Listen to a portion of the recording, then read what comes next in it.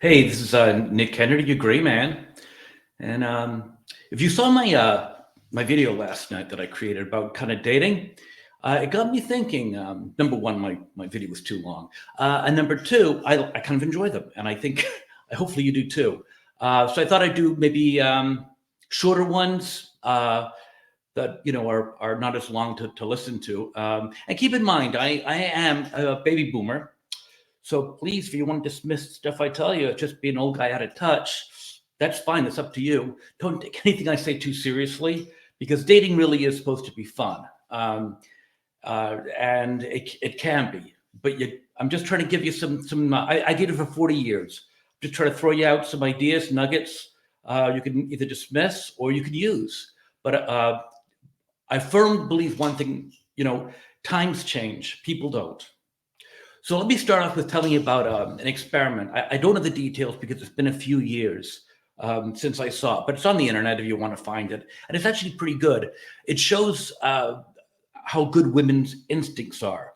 And again, you'll hear me say time and time again that there's a big difference between men and women. And I think once you learn that, your dating life will soar. This experiment was very interesting. It had a chair outside a house, and it was facing away from the house. And what they did was they had a number of men and women take turns, and they just sat in the chair, again away from the house, just staring off into whatever. And there were people that were supposed to look out a window at them.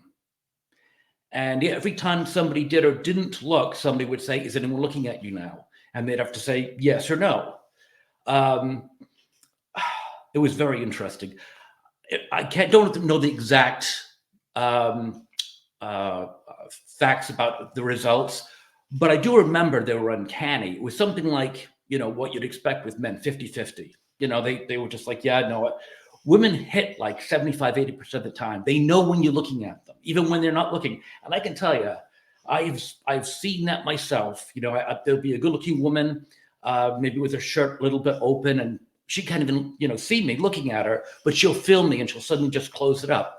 Women's instincts are outstanding. Reason I bring this up is because when you go out with a woman to anywhere actually, and there are other women around, okay, you think she's not looking, and you can just like sneak a peek in. She'll tell. She knows. Women are like that. They've just got these instincts that are incredible.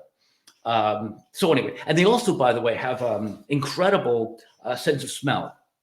There was a woman that I was dating, I don't know, 25 years ago, and I was at the time a bachelor. And I didn't like doing laundry. I mean, who does? Go into a laundromat. So I'd get a towel, and I'd use it and throw it up there, and the next day it would be dry. I'd use it again. I might use it for 3 or 4 days.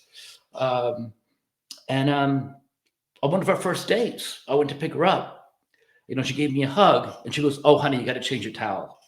Like, how'd you smell what towel I used before I got here? And I think I had cologne on too. But so yeah, don't underestimate women. They are very, very sharp. Another thing, guys, when you're taking out a woman, I highly recommend that you put in the trunk either a blanket or a sweater, because inevitably, when I was in the Boston area, I took women to the waterfront all the time, walking on the beach, and women do get cold, and it looks very chivalrous. If you go, well, hold on, I got something for that, or even offer it to her, that's better yet. Hey, before we go out there, if you're cold, I got a blanket or I got a sweater for you, which you want to try it on. They love that stuff. Women. I know online dating's a big thing. It's tough, going out there and dating with someone you haven't met yet. Well, a couple of recommendations. Something I've done, and then something that was done to me. Actually, let me give you an example of something that happened to me that I don't think is the right way of doing it. A few years ago, more than that actually, I went on a first date, and I pulled into the girl's house, and she came out and said, we've never been on a date before, and my roommate would like to see your ID before we go out.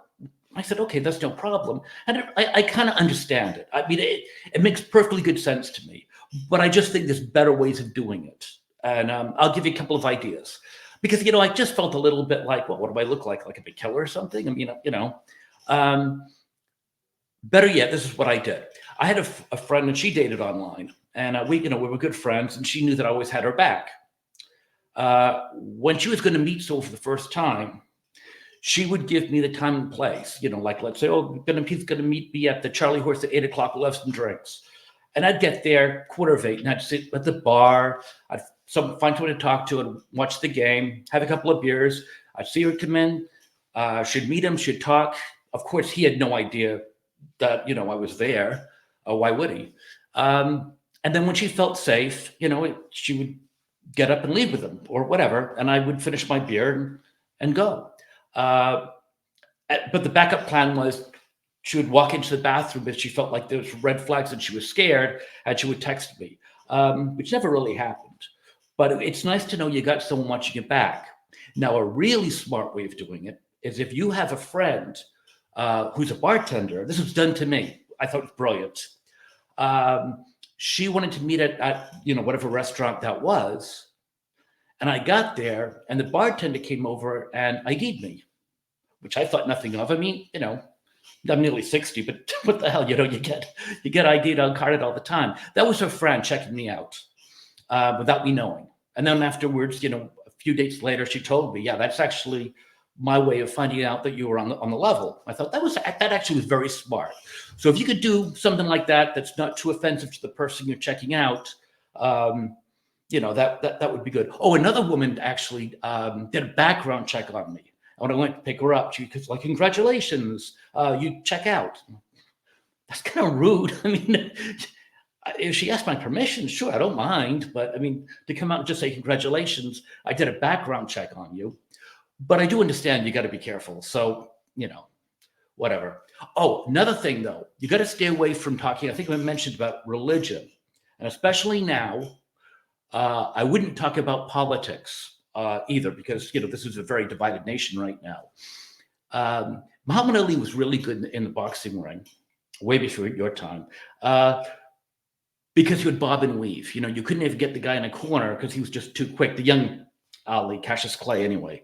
Well, you got to do that with topics. I'll give you an example. I was on a date a few years ago, and she basically wanted to talk politics, and she brought something up, and I had to find a way out of it quickly. I think I said something like, "Well, the economy is hard. Everyone's downsizing."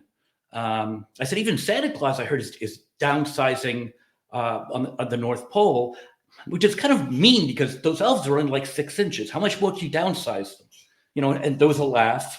I'm not sure the joke is all that good, but it got me out of that situation where she laughed and we moved on, and we didn't have to talk politics because no good can come out of that. There's just absolutely no good. And even if you guys agree, the guy next to you might get involved, and then now you got a third party involved. Stay away from that stuff. That's my advice to you. Oh, let's see what else we got here. Women. There are some things you say. People, I'm a hypnotherapist, so I'm a hypnotist actually.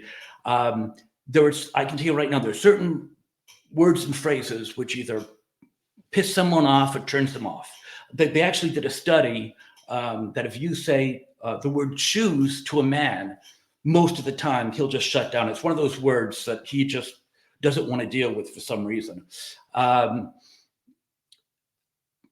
One of the turnoffs that I've had on dating is, and a lot of women use this, when you're meeting someone, they say to you, well, I'm not settling. Now, I'm not saying settle.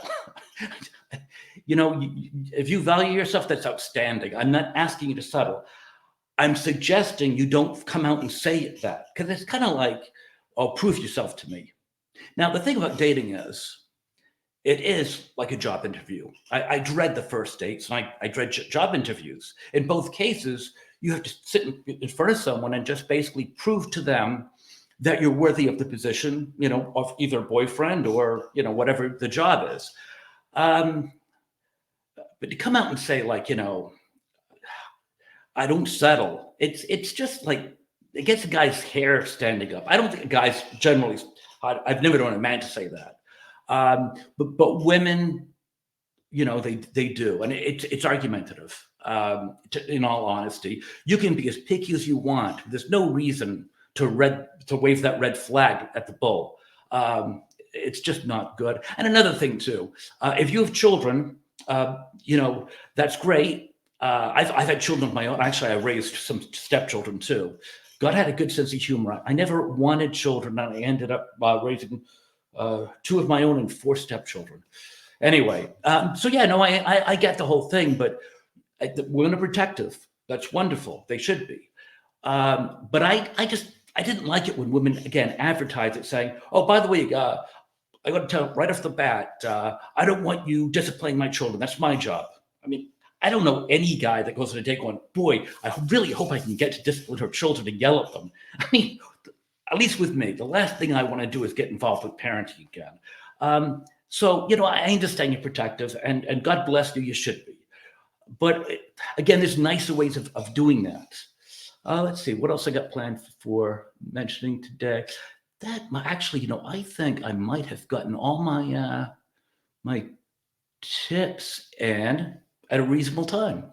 So if you guys like this, please, share, like, subscribe, and let me know. And if you think the advice I'm giving you is worth giving. Like I said, I got 40 years of dating experience that I can share. But yeah, just let me know, and have a wonderful evening.